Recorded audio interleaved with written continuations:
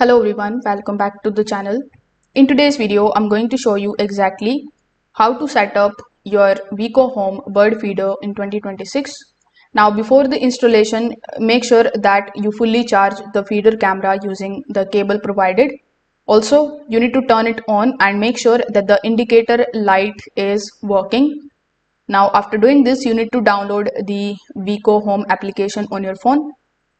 When you log in into it, simply tap on the option of add devices.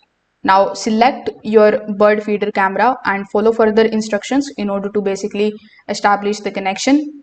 Now during the setup, you need to connect the device to your Wi-Fi. The important thing that you need to consider is that you use 2.4 gigahertz Wi-Fi and you enter the correct password. After that, again follow the app instructions until the camera connects successfully. Now you need to choose a good location like near the tree, wall or pole, and at a height safe from animals within Wi-Fi range, and this is going to basically fix the feeder using screws or straps provided.